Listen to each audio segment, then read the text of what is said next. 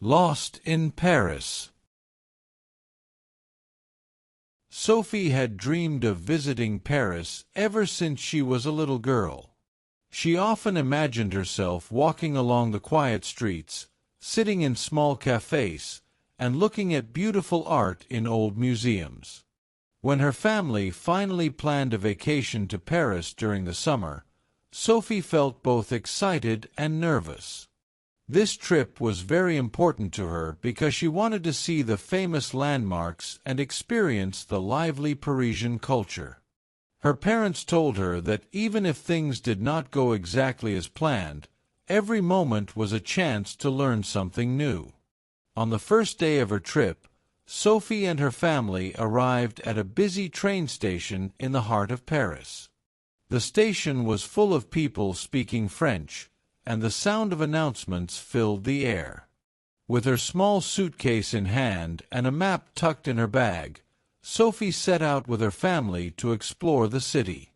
The streets were lively and full of energy, and tall buildings mixed with historical structures made the city feel both modern and old. While her family took a taxi to their hotel, Sophie decided to walk a little further to look at a nearby park that she had read about in a travel guide. She was curious to see the colorful gardens and old statues that decorated the park. After spending some time in the park, Sophie realized that she had lost track of time. When she looked around, she did not recognize the street she was on, and the tall buildings and narrow lanes made her feel a bit confused. She had been so caught up in admiring the beautiful flowers and listening to the sounds of a street musician that she had not noticed how far she had wandered.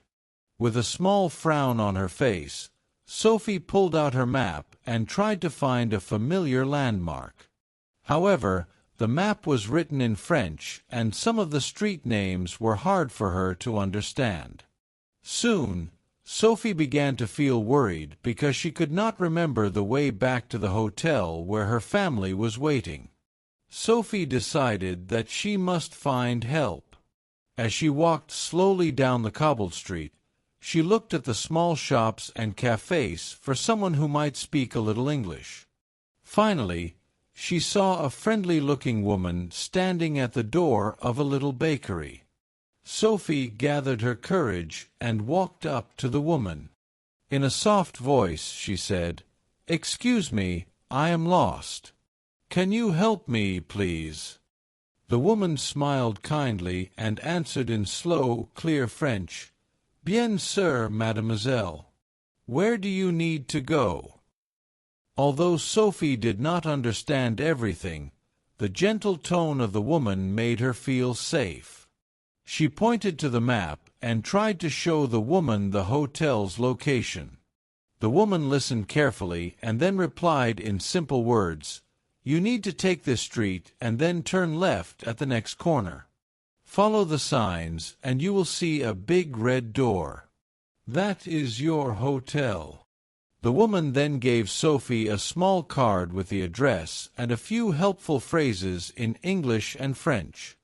Sophie thanked her many times and felt a little more confident knowing that someone cared about her. Sophie continued walking, following the directions given by the kind woman. The streets of Paris were full of interesting sounds and sights. She saw an old man selling fresh bread on a corner, a group of children playing near a fountain, and a street artist painting a portrait under the warm sun. Even though she was still a bit nervous, each new sight helped her feel that she was part of the city's big adventure. As she walked, Sophie practiced the new French words she had learned.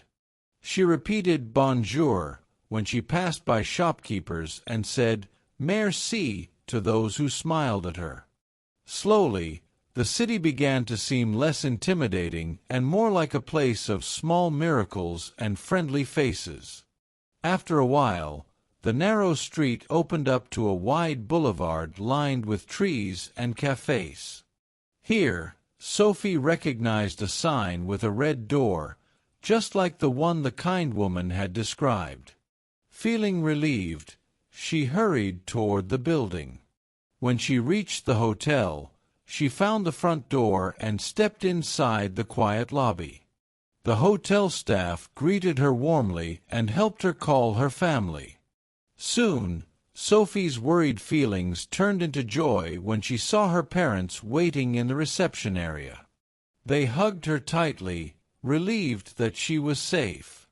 Although she had been lost for a short time, the experience taught her how important it is to ask for help and to use the language skills she was learning. Later that afternoon, Sophie sat in a small cafe near the hotel to relax and reflect on her adventure. The cafe was decorated with vintage posters and had large windows that let in soft light.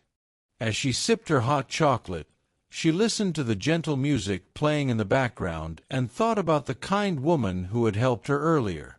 Sophie felt grateful for the caring people of Paris and began to write down the new French words she had learned.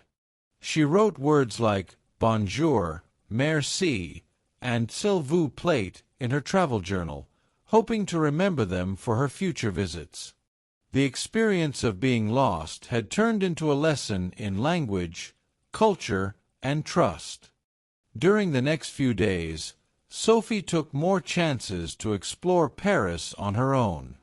She visited the famous Eiffel Tower and took many photos of the sparkling lights at night. She walked along the Seine River and saw small boats passing by under the stone bridges. At every step, Sophie tried to speak with local people, asking simple questions about the history of a monument or the recipe of a local pastry. Each conversation made her more confident, and she slowly began to understand the rhythm of the French language. Sometimes, she found herself smiling as she recalled the friendly faces that had helped her when she was lost. One day, while exploring the busy streets of the Latin Quarter, Sophie met a young student named Lucas who was studying at a local university. Lucas had a warm smile and spoke clear English, which made Sophie feel comfortable. He offered to show her some of the hidden gems of the neighborhood, such as a quiet bookstore filled with rare editions and a small park where artists gathered to share their work. As they walked together, Lucas explained the meaning of several French expressions and even corrected Sophie's pronunciation in a friendly manner. This meeting not only helped Sophie improve her language skills, but it also gave her a deeper insight into the daily life of Parisians. The following evening, Sophie and Lucas joined a group of other travelers for a guided walking tour of Paris. The tour guide told interesting stories about the city's history and pointed out landmarks that were not found in most travel guides. Sophie listened carefully as the guide explained how Paris had grown over many centuries and how its streets had seen many changes. The guide also talked about the importance of art, literature, and music in the life of Parisians, and this made Sophie appreciate the city even more. The tour ended near a small square where a local musician played a gentle tune on his guitar. Sophie clapped along with the others and felt that she was a part of something very special. By the end of her vacation, Sophie had learned many lessons that she would never forget. She discovered that even when you feel lost, there are always kind people who can help you find your way. She also learned that language is not only a tool for communication, but also a bridge that connects people from different cultures. Every moment of being lost in Paris turned into an opportunity to practice her French and to understand more about the local way of life. When it was time to leave the city, Sophie felt a mix of sadness and happiness. She was sad because she was leaving the beautiful streets of Paris, but she was happy because the adventure had changed her in many ways. She knew that the experience of getting lost had made her stronger and more confident. As the train pulled out of the station on her last day, Sophie looked out the window and smiled, thinking of all the kind people, exciting discoveries, and valuable lessons she had found in Paris. Sophie's journey in Paris was a reminder that every challenge can be overcome with a little courage and a lot of kindness. Even though she had been lost, she had found a deeper connection with the city and its people. Her adventure taught her that sometimes getting lost is the best way to find yourself, learn a new language, and open your heart to the wonders of the world. With this lesson in mind, Sophie promised herself that she would return to Paris one day, ready to explore even more of its hidden secrets and to meet more friendly faces along the way.